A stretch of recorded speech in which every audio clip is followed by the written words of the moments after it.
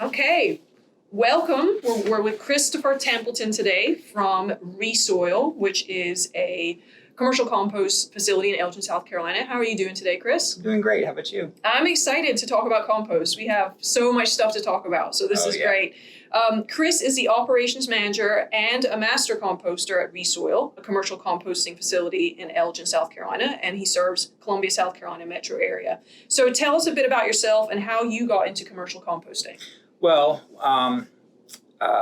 we lived at the beach for 27 years from the DC area and worked in retail pharmacy as a certified technician for 13 years. And when we moved, I was looking for a job and found the opening on Facebook Marketplace, out of all places. I didn't expect.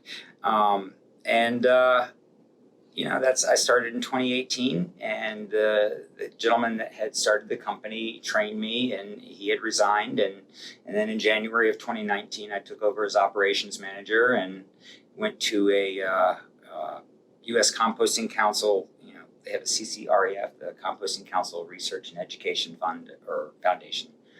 They have a training course. It's a 5-day training course. I'd gone and gotten my master composter certificate, and since then, just have been trying to improve everything at Resoil. I never thought I would be able to do commercial composting and get paid to do it. Mm-hmm. I had always, had the leaf piles at home, and we'd always used our own, leaf compost or kitchen scraps. My grandmother did it. All the way back, we always had compost at home, and so I got into it when I saw that, and I was thrilled to get hired.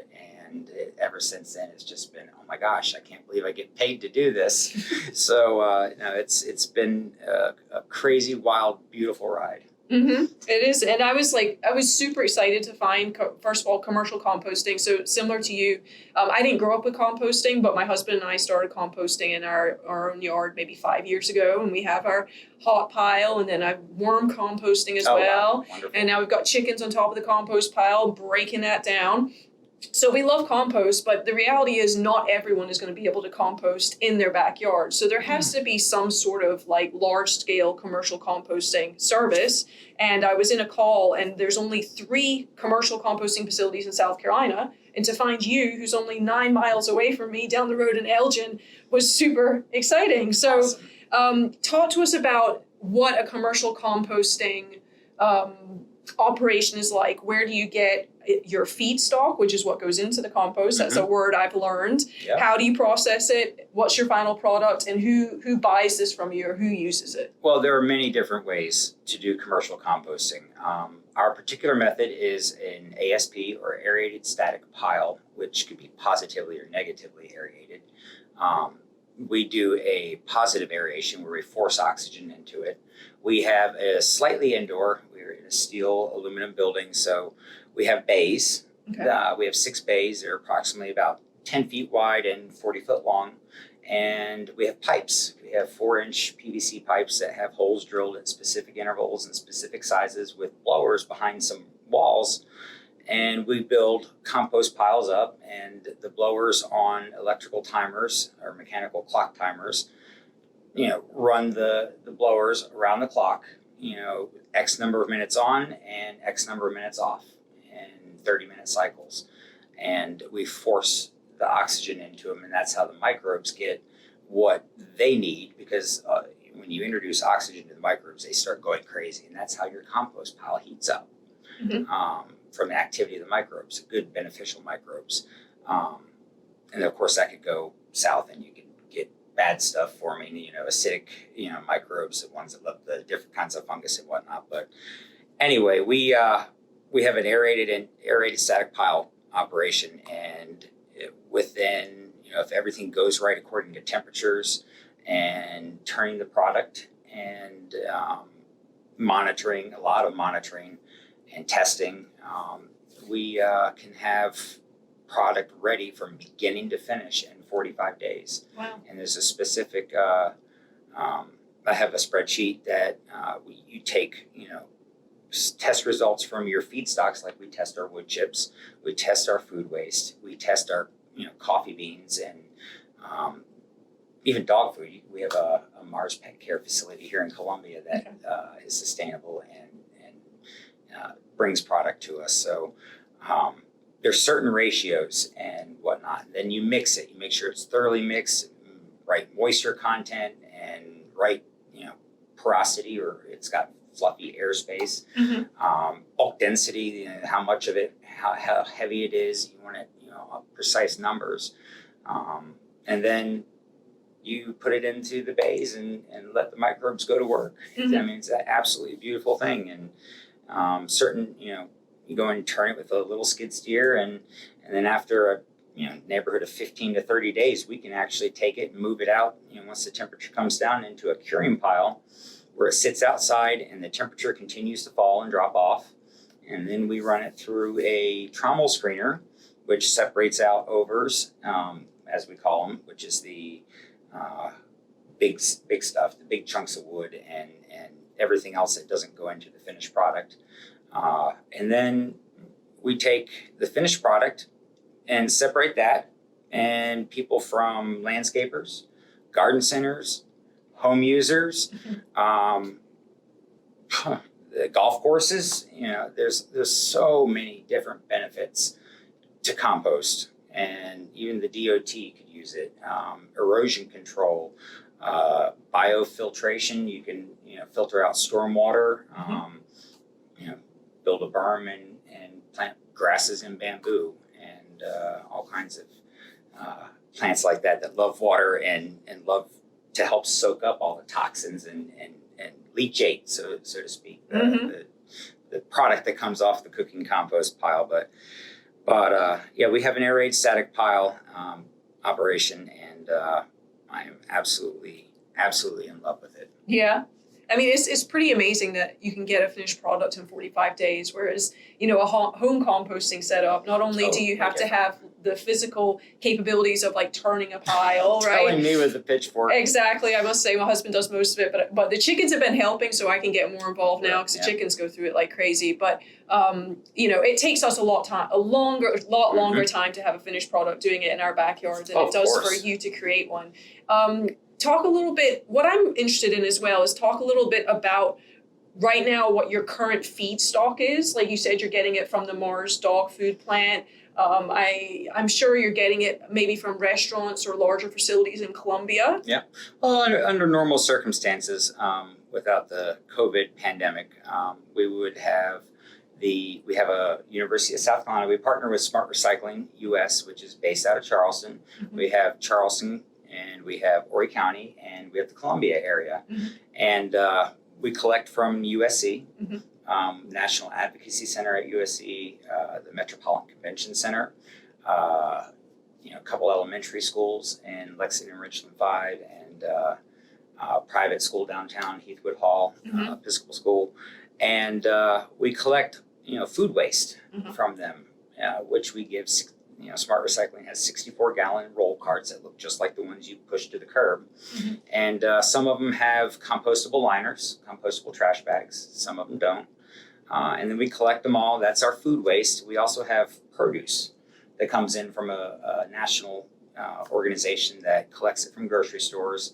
And, they would bring it twice a week. It'd be produce that would almost look like it was fresh off the grocery store shelves and make you wonder why it was bad. But they have their standards, but there's that. And then coffee beans from Starbucks. I have a big mound out in the back, and all different types of coffee from the whole process. So, and then wood chips. Wood chips is the big thing. And we have, when we have to buy them, we don't like to because of the cost in transporting, but we do have a couple local companies that come and drop off, and we don't charge them when they're chipped.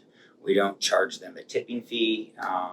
We just say, hey, we need this stuff, bring it on. And, we're very fortunate to have companies locally like that can come and do that. So basically you're looking at wood chips, coffee beans, a little bit of dog food, and a lot of the food waste and the produce, and in certain ratios and formulas, and just it makes it beautiful. I would say organic, but I'm cautious of the word because of organizations like Omri and whatnot. But I say it's organic based. Okay. So yeah, and this we're talking a lot about food waste.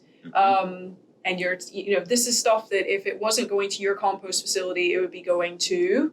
I would be going to a landfill and producing methane, which destroys the atmosphere. And I don't have the exact numbers, but approximately, for instance, South Carolina DHEC has the Don't Waste Food SC program. Mm-hmm. Amazing people, amazing program. They're trying to cut food waste in half by 2030, and great people to work with.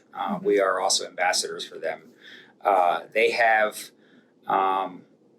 some numbers that I was able to pull off their website and the toolkit they gave us, that about each year up to about 40% of the food supply is, in the U.S. is not consumed, and that equates to what they say about $218 billion of loss annually every year. And South Carolina alone, that's about 700,000 tons. As of 2017, I believe those numbers came from. That goes to the landfill, and like I said, it creates the methane, where it could go to a composting facility or needy families. We have a food shortage problem in the U.S. There's people that are starving. Mm-hmm. So there is a food hierarchy that composting is on. They say they prefer it to go to needy families, and then down the list somewhere is composting, and where we can generate a product that goes back to the farmers and back to the food that would farmers grow for us. So it's kind of disturbing when you think about it going to the landfill when it could go to composting and not make all these dangerous greenhouse gases. Yeah, and the food waste, 40% of our food going to waste to the landfill is shocking. Like you said, not everyone in this country is fed. There's a lot of people experiencing hunger and food insecurity. There's also things that are waste products that could be used. Like you said, wood chips, coffee grounds. Untreated pallets. Yeah, untreated pallets. Ground up. We have some breweries around here. Do you have any connections with the breweries for their mash? Not yet. I have a part-time employee that unfortunately had to furlough temporarily. He used to get some, and that's what he fed his chickens. So I'm working on trying to get that into it. I believe that is also, it's very compostable. But I've got a list on my computer of potential places to get all this food waste from. There's so many businesses, so many schools. I even want to start a residential program. Yes. There's many cities and many states that have, even small scale micro composters or micro haulers. That could even go as far as riding around on bicycles collecting 5-gallon buckets from homeowners. So, there's a couple hurdles in the way, and there's legislation is one of them, and trying to get people educated and aware of the problem and how we can fix it, and getting all that taken care of in the State House is a big start. But there's residential collection possibly in our future, for the city of Columbia. I haven't taken really any steps yet, except trying to figure out how I can do this. How we can get it all set up, and how you can also prevent the contamination. People, putting plastics, there are compostable plastics, but separating the plastics and the food waste and the trash, and making that easy for a collections route or whatnot to keep it out of the landfill. So there's a lot of, there's a lot of good things that I'm trying to work on all at one time, and trying to make the compost product and keep up with the demand, because with the pandemic, people are starting these victory gardens at home, and we sold out completely in March, and I'm still trying to recover from that. But yeah, another note I had was about 3% of food waste diverted from landfills compared to an overall recycling rate of about 34%. Yeah. 3%. I've said this on the podcast before, speaking about compost and waste, that once you start composting, and you go somewhere where composting isn't available, it's just painful to put that banana peel in the trash can. Actually, where we're recording right now is at my co-working space, and before the pandemic, I had a bucket and was trying to educate people and move it into my own compost, but it's actually quite hard to do it just as an individual with something with so many people. So to find commercial composting that hopefully eventually allows a more sort of industrial sized version of removing that waste and diverting it to compost instead of going to the landfill is pretty exciting. Oh yeah, talking to my colleague Megan that works for Smart Recycling yesterday, she got a call of a lady who had moved into Mount Pleasant and was wanting a list of businesses and local places that supported that and composted, and she'd do business specifically with them if at all possible. And it's just educating the consumer and then getting the lawmakers in the state house to realize that there are ways that we can do this. I mean, there are hurdles, but we have to hash them out. We have to have a game plan. It's almost like writing a business plan. Get the regulations from other states. Look into that, research, and then educate. And like Vermont just passed a food waste ban. I believe it wasn't the beginning of the year. It was just, I believe, back in June. Maybe not, I think it was maybe July 1st. Let's just say that. Okay. Food waste ban completely. Cannot go to the landfill. That's amazing. And then even here in Columbia, I know South Carolina has a yard waste. It might be Columbia, but I think it's statewide. It has a yard waste ban.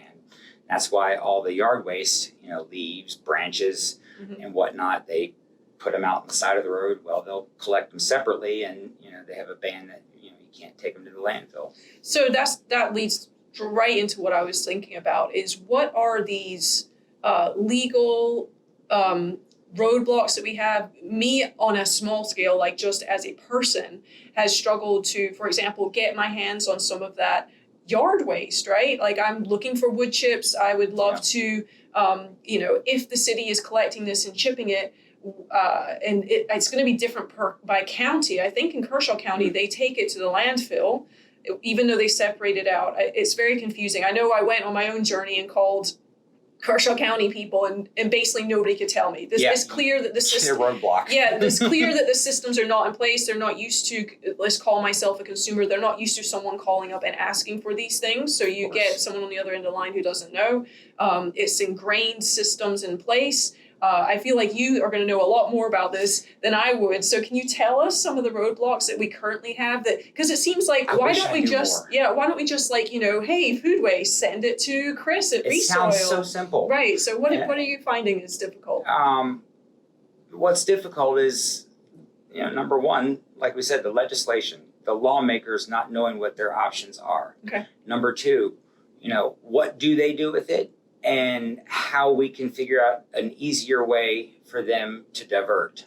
Like, for instance, if you go to the local recycling centers, you have a yard waste bin. Right. They take those and then wherever the county, whichever county, hauls them off to. I don't know. I don't think they know. I called and I said, can I go to the convenience center and take that? And they said, absolutely not. No. And I said, can I go to the landfill? And they said, no, you can't go to the landfill. So, I mean, where does it go?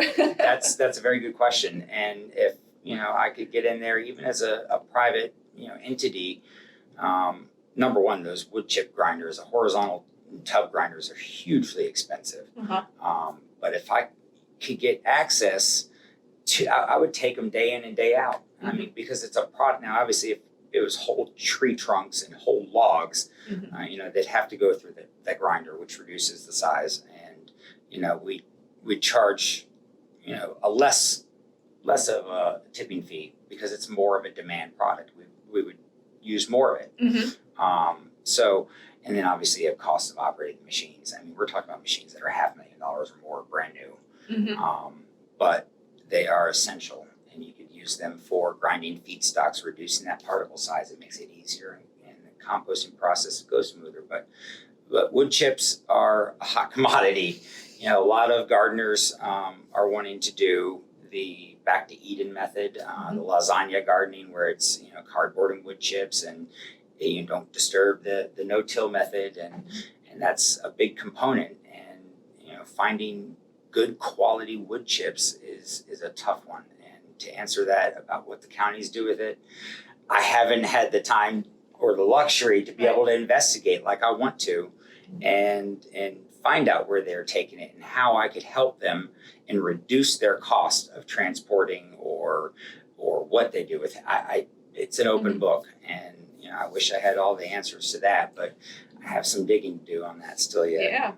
Yeah. So let's talk about the quality, because it's something that when we talk about this search for wood chips, that maybe people who haven't been on this journey aren't aware of, is that you do have to be careful with the wood chips that you get, or even the mulch that you buy from the store, because you know, the example I use is if these wood chips contained chipped utility poles. Those utility poles are soaked in creosote, soaked in carcinogenic chemicals. You do not want that anywhere near you as a person, or definitely not on your garden for your flowers or your vegetables. Exactly, that's going straight into your body. So let's talk about certified compost and the STA, and talking about keeping these contaminants out. And I have another example. Recently in North Carolina, a company traced back to McGill Compost sold contaminated compost, likely without their knowledge. And so, you know, I would hope that a compost company would not purposely sell contaminated compost. There's no way for us to know. Yeah. So talk to us about what these certified compost, what these labels mean, the STA. How do composters like yourself try to mitigate contamination so that gardeners and farmers are not buying a product that may possibly stunt plant growth, or, God forbid, add chemicals to their soil, or and cause problems? First of all, we are proud soil builders. We are proud members of the U.S. Composting Council, and I just happen to be a member ambassador myself. That happened, and I got into learning about the STA program, which stands for Seal of Testing Assurance, which states basically that, you know, I have to meet, according to how much we produce, I have to test a certain frequency. It can be anywhere from monthly to, we have to test quarterly based off of how much we produce. And we send off a compost sample every 3 months from different batches, obviously. And they go down to a specific way. They call it the TMEC. The method of examination of composting, I believe is what the acronym is for, but the TMEC standard, where the STA program of the U.S. Composting Council certifies the labs to a certain high standard, and how the products that we test for and what the EPA limits are, like for example, the 503 heavy metals, the labs have to go by the certain requirements, and then we have to meet or exceed those requirements. So the STA program does wonderful things, from advocating for us, and it's pretty much the gold standard of compost quality in the industry. About McGill, Gary Gatier, wonderful guy. He was part of the people that taught us at the Master Composter class. I had the privilege of meeting him, and you know, as their sales and marketing manager, he was put into a tough spot when I couldn't even imagine getting those phone calls. But their product, and they're still looking into, I believe they're still looking into and waiting test results from where it could have come from. It's most likely coming from either tainted grasses, like lawn clippings. If a tree company or a landscaping company were to come in and cut grass that the herbicide was used on, then we wouldn't know. But there's manures. We're also talking about clopyralid. It's one of the persistent herbicides that even lasts through the composting process, and then even 18 months through it. If the animal eats the grass, it goes through the animal's digestive system into the manure or into the bedding, and it, still through our process, the heat and the what we call the PFRP, the process to further reduce pathogens, kills off salmonella and the fecal coliforms and the weed seeds, but this persistent herbicide gets in there, we don't know it. So you have to really test your feedstocks. For instance, the wood chips, and then you have to know the companies that drop them off or bring them to you. Do they use these products? Do the landscapers at these homeowners properties, do they use this? So right now the EPA is looking for comments on this specific one, clopyralid, and there will be others. It's damaging to a lot of plants: peas, lettuces, sunflowers, even tomatoes, and it could be toxic to the plants at like 1 part per billion, I believe it is. But it's not toxic to mammals until you're talking into like parts per million. So and unfortunately, what happened with McGill, it breaks my heart, but they're assuming it's clopyralid, I believe, and they're tracing it to find out where it came from, and trying to keep those regulated, and EPA stepping in, and we're all commenting on it from the Composting Council because it's our voice and our product that depends on the regulations they come up with. But to keep that out of the composting cycle, or even regulate who can use it and when specifically to use it and how, they could actually potentially keep it out of the compost stream, and hopefully put it not out of the watersheds, the groundwater, and even the air and soil. So my heart goes out to McGill, and I know that they're going to work on it very diligently. And as far as we go, we have, knock on wood, we have a pretty good relationship with the arborists that bring us chipped up wood, and we do test. It's a completely different test for testing for the herbicides, but we have had a good product, and I'm not just biased. I've actually put it to the test at home to try and figure out where my weak spots are. So I haven't had the I guess you could say the unfortunate privilege of killing my plants with it, but having a good relationship with your wood chip drop-offs, and knowing exactly what is in it, in the feedstock is key. And there's a lot that the Composting Council and the Research Foundation are doing to identify these persistent herbicides and to get the EPA to regulate them. So I mean, like I said, my heart goes out to McGill, and that's unfortunate, but they'll fix it. With these persistent herbicides, it again makes me think about sometimes as consumers, our short-sightedness as to what we're doing. We see an issue, we see a weed, and we buy a weed killer and we put it on our lawn. Are these persistent herbicides in particular residential, or is it more agricultural, or is it just a mix? We don't know. I know it's agriculture, and it could be the landscape companies that people hire to do their lawns.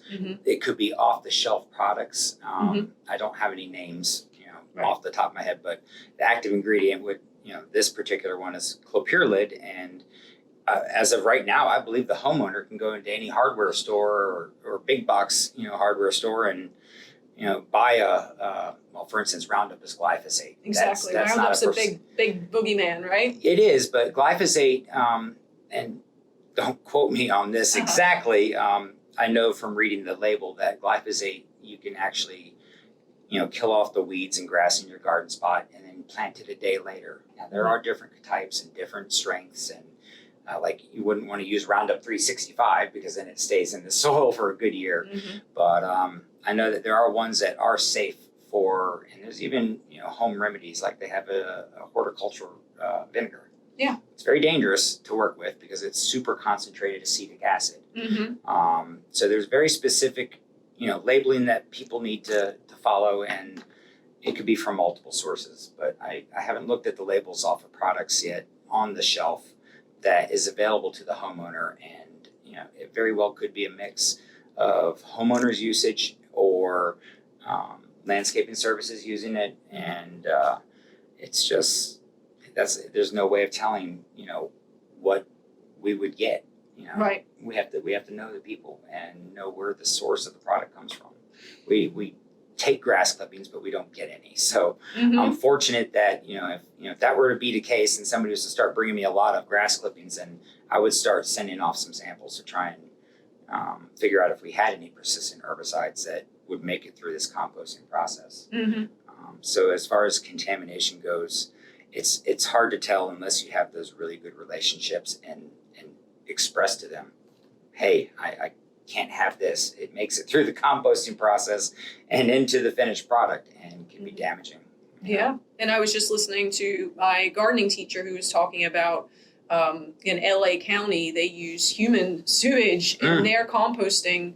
And they give compost, I understand they give compost away for free, but the problem being that part of their composting is human sewage, and something that comes through human sewage is all the pharmaceuticals that we're taking. Oh, yes. So that's another contaminant. Again, yes. I feel like it's, we've been maybe lulled into this, we take something once or we spray something once and that's done with. And the reality is it's not done with. What we put into, and you even mentioned as well, animal manure, especially I imagine in large industrial agriculture, like CAFOs and stuff like that, the amount of antibiotics that livestock are given just to stay well in those situations, you wouldn't necessarily want that manure to go into your composting cycle. Unless you have an operation, and I'm not too familiar with on-farm composting that exists, like a dairy farm or a chicken farm. I know chicken litter is very, very it can burn your plants if you don't cook it properly, but you have to mix up the carbon source, the browns and all that into, and you have to cook it the proper amount of time to kill off the pathogens. And like you said about the pharmaceuticals, I remember reading some years back that they had found Prozac in the city water supply in another city in South Carolina. Yay. And it's like, oh, no wonder why we were all happy or depressed or whatnot. But yeah, pharmaceuticals, I haven't had to worry about that yet. I hope it's not an issue with us and the organic nature of our product. But even with the, like you said, the municipal, biosludges and biosolids is a completely different, separate part of composting, and they are compostable. And there are very, very strict rules and stuff that go into play when you're talking about testing with biosolid, specifically municipal solid waste and human waste like that. As far as our permit goes, we aren't allowed to take any kind of manures. And then I was also mentioning to you before the show that there are commercial products available that are absolutely wonderful slow release nitrogen sources that are great for your lawn. I use it 4 times a year on mine that are made from a major city in the US and they're human wastes. But there are specific procedures and specific composting techniques that come into play to actually reduce those pathogens and to make it a safe product. It's just a matter of fact of trying to figure out the testing, what you're testing for, and how to go about doing it. Right. So it's important reducing those pathogens. Well, since I have a master composter in front of me, can you rewind it back and let's talk about, or you talk to me about what goes into a compost pile. We just mentioned browns and greens, and that's terminology that people who compost have an understanding of. But let's pretend that our audience doesn't know what browns and greens are. Can you talk us through a compost pile? Carbon and nitrogen. Okay, so the browns are carbon, right? Exactly. And the greens are nitrogen. Leaves and the grasses, and greens would have a higher nitrogen content. Would be your vegetable rinds, your banana peels, and all the kitchen scraps. Of course, you want to keep your meats and your fats and your oil, what we call fogs, fats, oil, grease. They don't compost as well. They do compost, but they also at the home they attract unwanted predators and unwanted rodents, and they can make it a really smelly process. Like, we are a Class 3 permitted facility. We can accept certain amounts of pre-consumer raw meat. Okay. Actually breaks down really fast, to my understanding. And DHEC also plays a role into that as well. You have to, if there's certain quantities that will be coming regularly, you have to sort of let them know. But that's part of being a Class 3 level permanent facilities that we can accept pre-consumer raw uncooked meat. But at home, you don't want to do that as much. No. But browns and greens, as far as my suggestion is probably to have 3 parts of carbon or browns to 1 part of the food waste or greens. There are many, many, many resources online. Even the Composting Council, DHEC has a lot of resources to how to do a home composting pile and what's safe and what isn't. At home, you won't reach the temperatures quite like we will, like between 137 and 173 is our sweet spot. Okay. Anything less than that, anything more than that, then it gets kind of either building the wrong type of microbes, or at 180 degrees, we look into going to turn it and potentially with the gases igniting and spontaneously combusting. Wow. So, it's a very delicate time frame, and with the temperatures, and they call them thermophilic and mesophilic phases, and so if you don't have the right moisture content and the right ratio of browns to greens, it can happen a lot slower or a lot quicker. Mm-hmm. And that's where when I said earlier, monitoring. We monitor temperatures every day, every pile, every day, just to make sure that we don't run into a flashbang situation. So you've got to keep it in line for commercial. Yeah, exactly. Whereas if my compost pile doesn't get hot enough, it's on me, and it takes that's a hard little to bit. do at home. Oh my God, yes. It's hard. It's so hard. I've known one person that has had a hard time keeping it low or getting it to drop. Oh wow. And it usually has a lot to do with, make sure your moisture content is right. Grab a handful of it, squeeze it. If it's like a wet sponge, you don't have any dripping water out your hand, or undo it and it stays shape. Ideal. 40 to 60% moisture is where we like it. But at home, it's usually got to take a lot longer. Yes. Especially with leaves, depending, like I was talking before about the oak leaves, they're so hard to break down, and they have tannic acids in them and whatnot. So, and they have to be chopped up. Yep. You make them all similar size, it's going to go quicker. Yeah. But yeah, there's a lot of resources out there from the Composting Council, and you could even shoot me an email and say, hey, how can I do this home composting? And there's a couple of resources. Obviously, I came unprepared with them right now at the moment, but there's a lot of resources out there available to me and to the consumer for home composting, even through DHEC, the Don't Waste Food program. Don't waste food. Yeah. Don't Waste Food SC. Don't waste food. That's good. And so, as we mentioned, home composting is an option, but it really isn't an option for everyone when it comes to space. If you live in an apartment, you're likely not going to have any availability. And the compost tumblers, I don't know anyone who's really had success with them. My sister. No, that's good. It works, but they're small. Exactly. And then you have to still supplement. So I get the people that have compost piles at home, but they come to me and say, hey, we need to add compost to it. What would you recommend? And we have a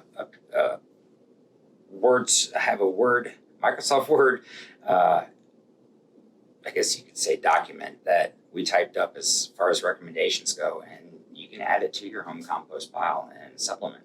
Yeah, we do. Because you won't make enough. Exactly. We don't make, or it takes a long time. So if it came around to our growing season, and if we hadn't turned the pile enough or added the right mixture, then we don't have a prepared compost. Moisture with the heat down Exactly. here. Oh my goodness. We don't have the right compost. So, not only can it be difficult, we don't want to dissuade anyone if they want to do a home compost pile, no. but No. also, for example, my parents who are elderly, they're not going to be able to turn a home compost pile. It's not going to happen. So how far away are we in this area from having residential composting pickup? As far as legislation goes, I am not sure. Okay. But I know that I have many resources at my fingertips at Resol. My advisors and bosses, I have unlimited, it feels like, resources at the Composting Council that I can look into models that other states have done. And it's just a matter of being able to, look at what other states and municipalities have done and what South Carolina can do. As far as Columbia area, I think we're behind. as far as Horry County or the beaches and Charleston County. In the upstate as well, we had Shelly Robbins on from upstate forever, and she lives in Spartanburg, and Atlas Organics. They have Atlas Organics, which she Wonderful has. people. Yeah, has her residential compost pickup. Yeah, so they have a great program, and Jim Davis, who does their marketing, and Gary, who was one of the founding members of Atlas, and they're great people. But in Columbia here, I feel like as a state capital, we're kind of behind the loop with sustainability and green business infrastructure and getting those people involved. It takes a lot, and exactly how to go about what we want to do or what to suggest to lawmakers. I'm in the process, fingers crossed. I'm trying to start a South Carolina chapter of the U.S. Composting Council, because each state could have their own, but not all of them do. I'm trying to get some things going in that department so we could get that presence and that support behind us to move forward with creating that legislation. Mm-hmm. My advisor, Gary, he is on the board for the North Carolina Composting Council. He's been a master composter over 20 years. And he helped make some of the regulations that, Composting Council sent to South Carolina as far as permitting. Mm-hmm. So, there are loops and speed bumps to go over and hoops to hop through and whatnot, but I couldn't give you a time frame. I'd like it sooner rather than later. And I've had people reach out to me and want apartment dwellers or renters in Columbia to compost with me, but it's on my to-do list. Yeah. With a lot of stuff that, just moving forward, I would like to just see Columbia catch up with the rest of the state. And do you how think, to do it, I don't know. Yeah, it sounds like there is a bit of a demand, and so part of what we were talking about at the beginning was consumer education. So do you? I mean, it's on your list, and understandably, you're a one-person operation, and that is a lot. All right, there's just only so many hours in the day, and the reality is you got to keep your product going, or else there's nothing else that can be done. But do you think there's more education needed to raise the demand? Because if we had an upswell of demand from the consumer level, would that nudge legislatures to look for solutions for that? Of course, people that vote or people that have a voice.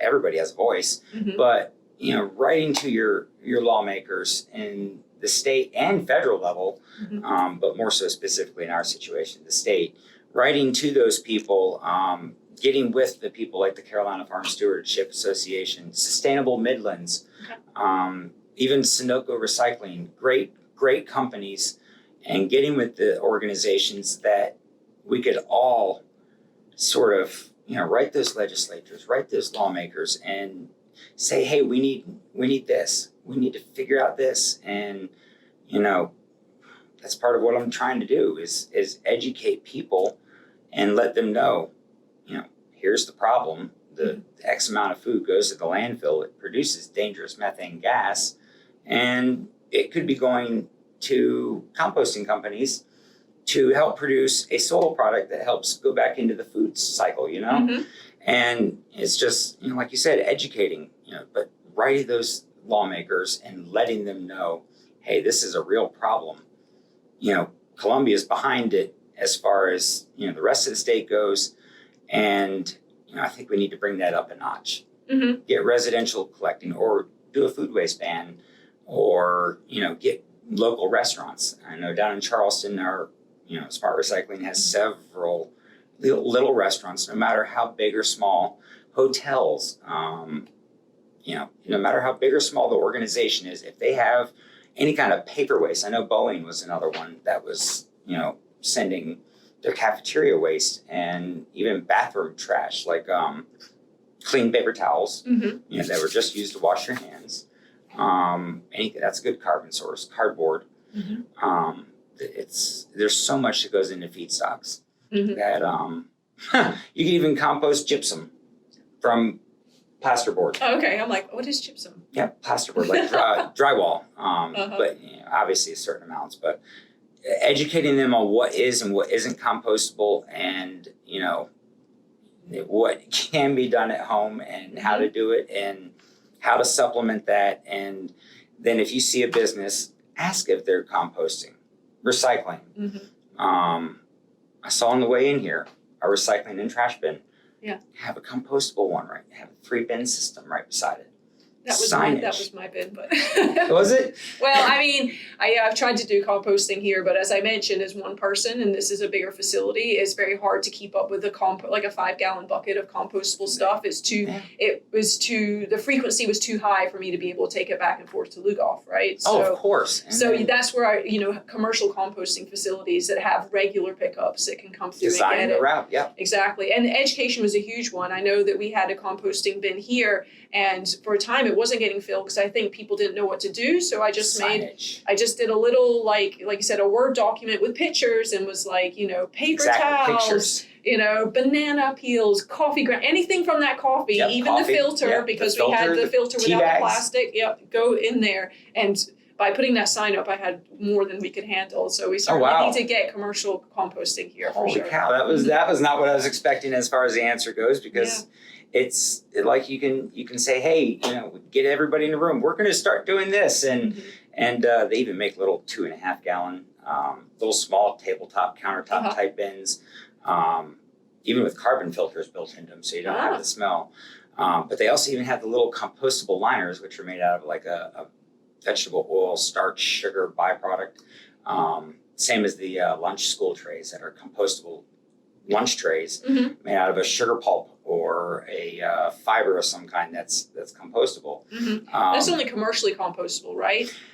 Yes. There's a big difference. I would not. Yeah, you do not want to put a compostable trash bag or compostable liner, as we call them, into a home compost pile. Right. So there again, the need for a commercial compost is certainly very high. Exactly. And there are companies like BioBag or EcoSafe Zero Waste that produce all these little plastic compostable clamshells and to-go containers and cups and all that commercial facilities would be able to take. But the stuff is out there. Yes, it might cost a little bit more, and then there's also the cost. That's another hurdle.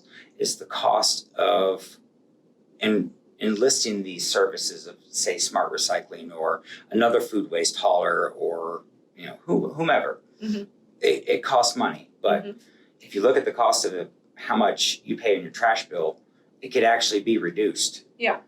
Depending on how that's worked out, you could reduce the cost of how much you pay to dispose of trash and supplement it with, taking out what is in the trash that could be compostable and switching that over to, hey, I'm going to pay less than landfill prices, which I believe is in the neighborhood of $40-some a ton, $30-$40 a ton. We take it way less, and that's because it goes into a sustainable means, and it's just, again, education and getting those businesses, and they want to say, oh, no, we don't want another bill for this or another bill for that, but look how it balances out. Yes, we'll give you this cart, we'll come around, pick it up X number of days a week. It's based off of your needs. So, I mean, it's just getting the people to follow the signage and not do the contamination with the glass and the plastics that aren't compostable, and I couldn't tell you how much forks I have. And then the porcelain bowls and whatnot. I ran over one with the skid steer the other day, and it punctured the hole in the tire. So that kind of contamination is a whole different ball game and a whole different level for us. But that's stuff that you educate the consumer that actually puts it in there, or at the back of the house, in the kitchen, in the restaurants. And getting them to not be lazy and throw them into the carts, then we really could have not only a great product, but compost companies can also sell mulch, colored mulch.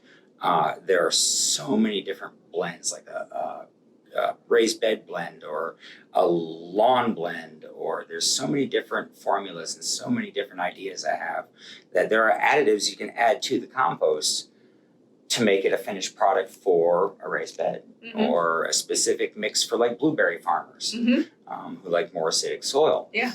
There's so many different things I have in mind, and it's just, getting everything where we want it at the same time, and then doing the legislative part. It's a lot to take on, And there's so much that we can do as a society to help keep this planet going and not contribute to the greenhouse gases that destroy our atmosphere and whatnot. So there's so much to do, and support local businesses. Just ask them, do they compost? If not, get their business card, send it to me.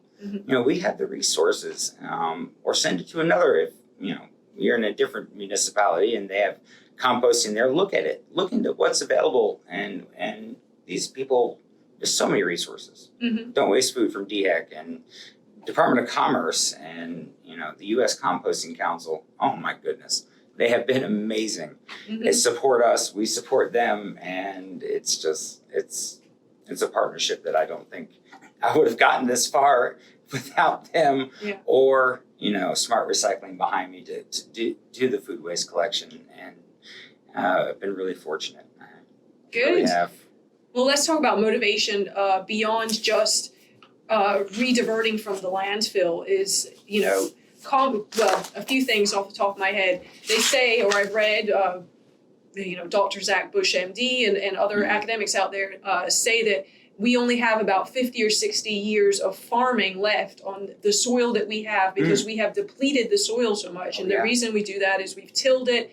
We've tilled the fertility completely out of it, which is why we have to pump the chemicals into the soil to be able to grow anything. Add the organic matter back. Exactly. We have erosion issues, which, washes all the topsoil down the rivers. I mean, it's basically the Dust Bowl all over again. It washes it all into our oceans. We have dead spots, all over the Gulf of Mexico where nothing can live because everything has come downstream, all the chemicals, and killed it. And so the compost is not just great for our home gardens, but composting is a way to completely reverse this and push our ability to feed ourselves for a whole new generation. So I think it was the Paris Climate Accord or something, that feeding the world is becoming a bigger and bigger issue. And that's why they came out with those genetically modified plants to resist drought and to resist certain things. And from what I know, that their goal was to, lessen the amount of chemicals that you apply to it. But what's actually happened is that you're having to add more chemicals to it. But, you take compost, it's great organic matter. It takes Mother Nature 100 years to make 1 inch of topsoil. So everything you see in bags nowadays, I don't know how much, percentage wise, but it's mostly subsoil, which is not topsoil. And it does not have those rich nutrients in it. So you have to supplement it. You add compost to it. It adds not only those beneficial microorganisms and bacteria, but it adds the important micro and macronutrients. Of course, the NPKs, the nitrogen, phosphorus, potassium, that plants need, calcium, magnesium, all these other things that we take as vitamins. Plants need them as well. And it just calcium. Compost, it adds that organic matter back into the soil along with all those other nutrients. It's not a fertilizer, but it helps you use less fertilizer. It also helps you use less water. That's a huge one. You have to build that soil up. Like out where I am, it's all sand. And over by where the facility is, there's sand and sand clay, and there's just clay. So there are ways to, augment those soils, clay to sand, to get that good loam that you want in that soil pyramid. And adding compost is a good way, like you said, with erosion control and all that good stuff. So it just, again, educating the consumer on what compost is and how you can use it. It's huge. It's absolutely huge.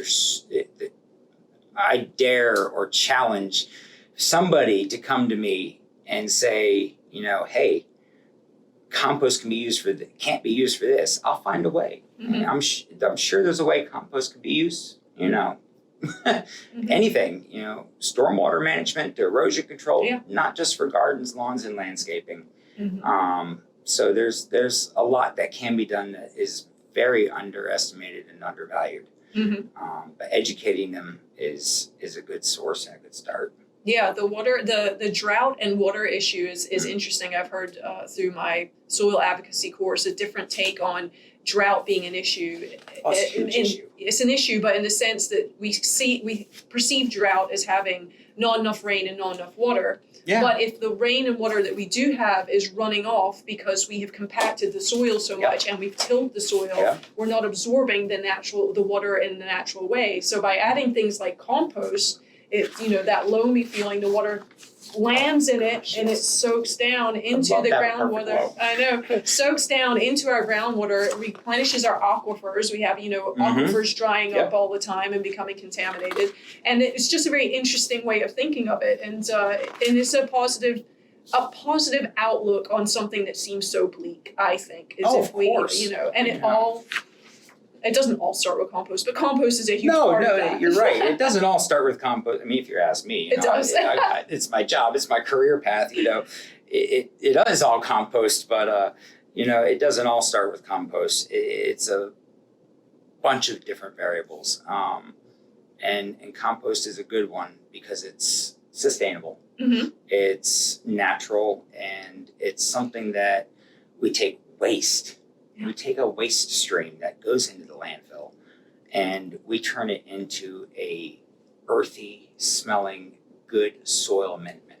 Mm-hmm. Organic matter, microbes, and all these different nutrients, and can do anything from growing vegetables to growing your grass to preventing that erosion. Mm-hmm. And there's just so much that compost, like I said, compost can be used for so many different things. And one of the important ones is replenishing the depleted soils, mm-hmm. Because it's not going to be around for we don't have a time frame, but the need, as the world's population gets bigger and bigger and bigger, the need for these farmers to produce more and more and more, and with devastating rains, it ruins crops, causes the price inflation to go up, and there's so much that if you just educated them, get farmers to start using it, get a flooding rain, that's another property of compost, is to be able to absorb and use water properly. Mm-hmm. So I mean it's pretty crazy that as humans we've gone so far away from the natural waste cycles, because if you think about it, as an ecosystem grows from its beginning, these waste systems were put in place. That's how we thrived, survived, grew food and all that sort of stuff. And somehow along the way, we've completely extracted ourselves from a natural cycle and turned it into something different. Even with wetlands, bioremediation, you could actually use compost in contaminated soil. Uh-huh. The big thing right now is also carbon sequestration. Yes. They're doing a lot of studies because they're finding out that plants need carbon. Yep. Compost has carbon. Mm-hmm. Put carbon into an agriculture field that has a crop of whatever growing into it. The plants will actually pull the carbon out of the atmosphere. Mm-hmm. Part of the Kiss the Ground book that I was reading, great book so far, Mm-hmm. comes very highly recommended by many people in the compost industry. They point out that if we were to reduce the amount of carbon, pulled from the atmosphere, like 0.4%, I think it was, mm-hmm. we could actually mitigate how many gigatons of carbon that the human race has put into the atmosphere. Yeah. And I think, it was somewhere in the neighborhood when it was written, I think they were saying about 850 gigatons of carbon has been put in since 10,000 some years, or however many years since the human race had been around. 350 gigatons of that had been since 1980. Yeah, it's pretty scary. And here, just by using compost as one source, they're finding out and doing all these studies that compost actually pulls the carbon and the greenhouse gases that the plants can use out of the atmosphere, and there's a lot of studies going on. So bioremediation of contaminated soils is a big one. Mm-hmm. It could actually, and then water use, it could actually reduce the amount of water you have to use to water your garden by 25 to 50%. Exactly. And just keep adding it year after year, but mm-hmm. soil test. Yeah. Send those samples off to get tested. Mm-hmm. And I mean, too much organic matter is a good thing, but too little is just as bad. Yeah. So one about 5% is usually what we say. So healthy soil and all these good nutrients, adding the organic matter. It's just there's so much, and then there's still so much more that's emerging. Like I said about wetlands, creating wetlands and helping existing wetlands, and even like I said, one of the new ones is bioremediation of contaminated soils. Brownfield projects. Okay. That's another market that you can use with compost. So, educating people on where it is, not just homeowners and landscaping centers, but state governments as well. I mean, DOT could use it to quickly grow grass on the side of a brand new road or an interstate. Yeah. Instead of, they tried kudzu and how did that go? Gosh. Anyone who's not from South Carolina, you can eat kudzu. Anyone who's not from South Carolina, kudzu is a vine that was brought over from Japan. We have many invasive species from Japan, and they did this as erosion mitigation in I think the 50s, 60s, 70s, and it is taken over. What I didn't know about kudzu is it actually doesn't propagate very well on its own. So the kudzu we see was purposely put there by SCDOT. It's a beautiful leaf. Yeah, and you can eat it, but I mean, let's not bring invasives in. Why don't we do something different and do compost? But yeah, no, as part of the world challenges. They say by 2050, the UN actually predicts that the world population will hit about 9 billion people or more, and then food security becomes a big issue. Worldwide agriculture is actually 38% land use. Next 40 years or so, you would have had to produce, all these farmers would have had to produce more than they have in the last 10,000 years just to keep up with feeding those people. So there are local and national and even regional things. For instance, like the USDA survey from 2015 stated U.S. farms sold X number of dollars in edible food directly to consumers. And at the same time, you see regionally the Southeast, Northeast, and their sales numbers, it varies from place to place to place, but 80% grew vegetables, herbs, and fruits, 22% grew flowers, 37% raised livestock, 8% grew row crops, and 9% grew nursery crops. What happens when these farmers can't use the soil? Right, yeah, because the way we farm right now is a degenerative style of farming instead of a regenerative style. Exactly. And regeneration 100% starts with putting the nutrients back into the soil, right? It's so many different uses of compost, and it could help in so many different aspects worldwide. It's an amazing feeling to know that you're doing something that not only helps the local economy, and you take that food waste stream out of the landfill, but you're contributing to something that helps the sustainable future of our planet. Yeah. And how many resources, get tied up or get recirculated, and it's such a privilege to be a part of it. I absolutely love it. It's just like I'm part of I'm small. Yeah. I'm one person, but what we do can have lasting effects years and generations down the road, and not just here in South Carolina, but globally even.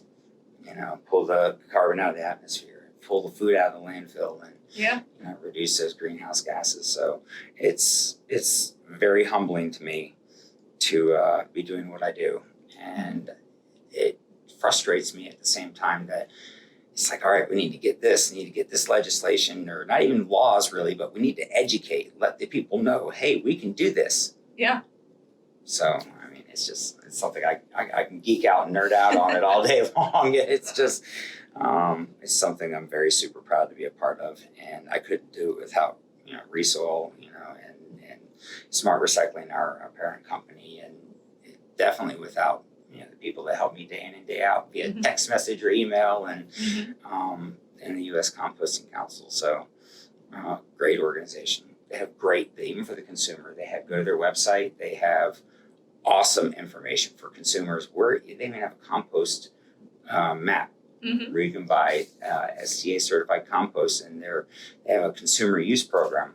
So they have a lot of resources available to the individual or the homeowner, as well as the landscapers and all the other potential uses of compost in the business stream. So, well, I think that's definitely come full circle and a great way for us to wrap it up.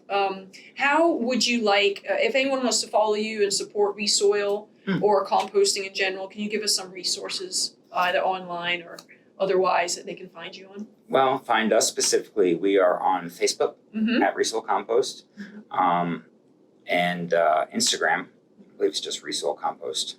I didn't write that one down. Megan helps me out a lot with the Instagram stuff, and I do more of the Facebook side. But Facebook and Instagram, and our website is Resoil, www.resoil.us, where you'll find our toll-free number and the main email address, the info@resoil.us. You can send a message. It comes directly to me, and if I don't know how to answer your question or get your needs met, I'll send you, or at least research it and find out where I can get your needs met and find the information that you're requesting. So Facebook, Instagram, our website, even Google Business, just anything. Just call us up. Even hemp. Oh, hemp. That's another huge market. Yeah, hemp market. Yeah. And South Carolina's getting that going. So there's a lot of exciting things in the world of composting. And if you have any ideas or want to help support it, sign up and follow us and get in touch with us if you have any ideas or know how to help or talk to businesses and find out. And then of course, the Composting Council website, I believe it's compostingcouncil.org, or you could do a search for U.S. Composting Council based out of Raleigh. They are a huge resource, and it's just their website has a lot of information from business to consumer. Fantastic. Well, we'll definitely put that in the show notes. We talked about legislation. I do know that Senator Vincent Shaheen, who's a South Carolina senator, is putting something forward in the legislation to get DHEC to do to look into what it would take to make composting part of our waste management cycle. So I'll look up that House bill because it has been mentioned in previous interviews. Yes, actually just got one from the North Carolina example that they are proposing in their legislation. I had the privilege of standing in or listening in on the Composting Council's Legislative Environmental Affairs Committee meeting. And one of the gentlemen from North Carolina actually shared that bill with me, and I've been reading through it here lately. Again, with intention of starting our own chapter and trying to get people in our state house to try and get those legislation similar. Not, you don't have to be the same, but again, looking at different state models. But well, my thing as well is it's.